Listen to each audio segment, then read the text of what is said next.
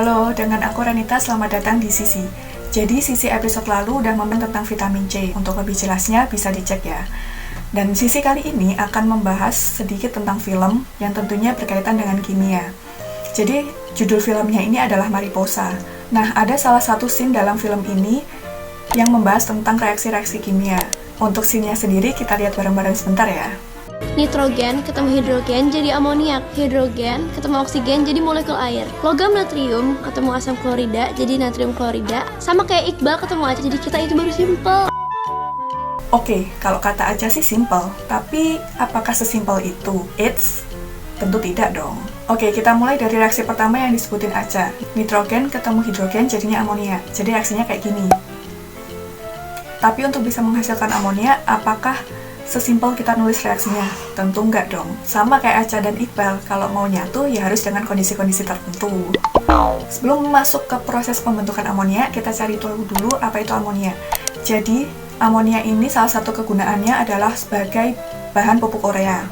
Sejarahnya, amonia ini ditemukan oleh Fritz Haber, kemudian diproduksi massal oleh Carl Bosch. Makanya, pembentukan amonia ini sering disebut dengan proses Haber atau proses Haber-Bosch. Jadi untuk mendapatkan amonia awalnya pasti kita butuh hidrogen dan nitrogen. Dari mana asalnya nitrogen dan hidrogen ini?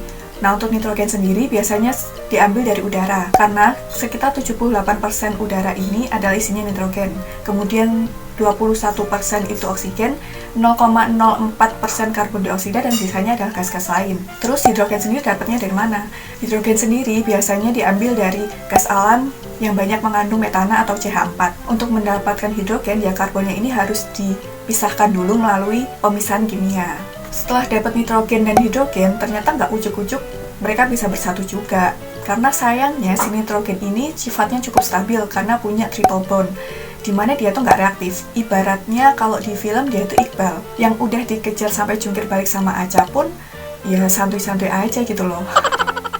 Makanya karena si nitrogen ini batu banget untuk kenalan sama hidrogen, ya harus dikondisikan dengan kondisi tertentu. Terus, apa kondisi-kondisi tertentu yang menyebabkan nitrogen dan hidrogen ini mampu bersatu? Yang pertama yaitu tekanan. Tekanan yang tinggi akan memudahkan mereka untuk bereaksi. Banyak pabrik pembuatan amonia ini menggunakan tekanan 200 bar. Jadi kalau tekanannya tinggi, maka jarak antara hidrogen dan nitrogen ini akan semakin dekat. Kalau udah dekat, kan gampang tuh PDKT-nya. Kemudian faktor kedua adalah faktor suhu. Jadi reaksi pembentukan amonia ini adalah reaksi eksoterm. Jadi reaksi eksoterm itu adalah ketika bereaksi maka akan dihasilkan panas atau kalor yang kemudian dipindahkan dari sistem ke lingkungan. Jadi misalnya kita mereaksikan zat A dan zat B, kemudian kita campur ke dalam satu tabung reaksi. Dan saat bereaksi ternyata tabung itu terasa panas. Nah, itu kan dia menghasilkan kalor.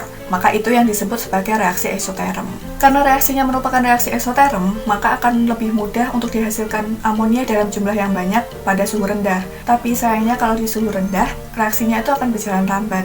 Nah, ini yang akhirnya menjadi masalah di industri, karena akan memakan kos yang tinggi juga. Jadi supaya kos tetap terjaga dan produksi tetap cuan, akhirnya diambil suhu sekitar 400-500 derajat Celcius. Karena dalam rentang suhu ini dan menggunakan tekanan 200 bar, maka memungkinkan reaksi pembentukan amonia ini berjalan secara cepat dan dihasilkan amonia dalam jumlah yang besar. Hal ini dikarenakan reaksi pembentukan amonia itu merupakan reaksi kesetimbangan.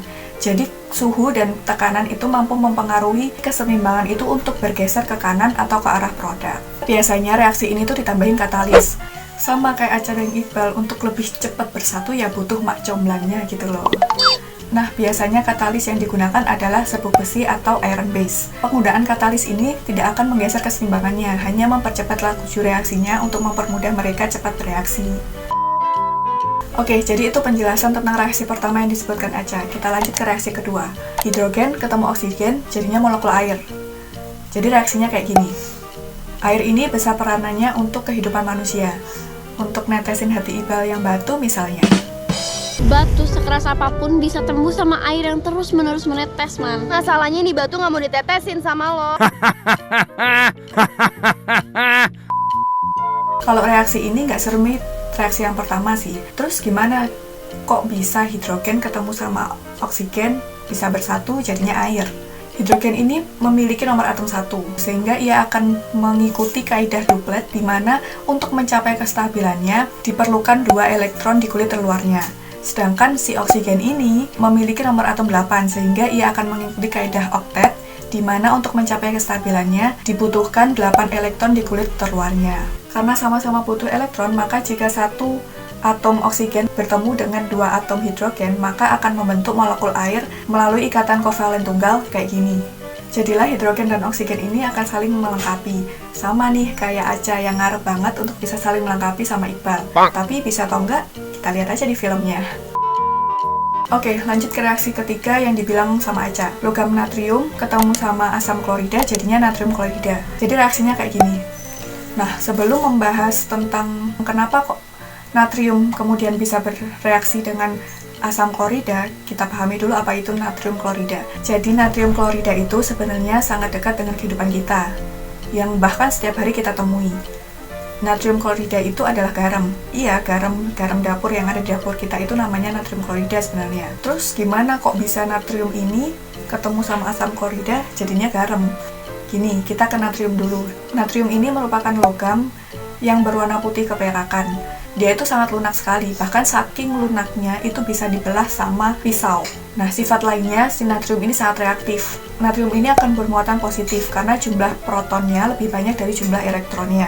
Kemudian ketika ia bertemu dengan Cl, di mana akan bermuatan negatif karena jumlah elektronnya yang lebih banyak dari jumlah protonnya, maka mereka akan saling tarik-menarik tuh, sehingga terbentuk natrium klorida melalui serah terima elektron menghasilkan ikatan ion. FYI, ikatan ion ini ikatannya kuat banget, jadi untuk bisa memutus ikatan ini diperlukan energi yang sangat tinggi.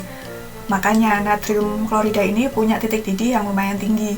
Jadi, kalau misalnya ada yang bilang untuk lebih cepat memanaskan air itu ditambahin sama garam, yaitu kurang tepat.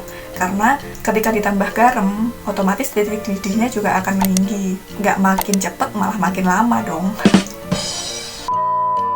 Oke, segitu dulu sharing tentang beberapa reaksi kimia yang jadi analogi dalam film Mariposa. Semoga aja ikatan Aca dan Iqbal bisa sekuat natrium klorida. Segitu dulu sisi episode 2, sampai ketemu lagi di sisi. Dadah!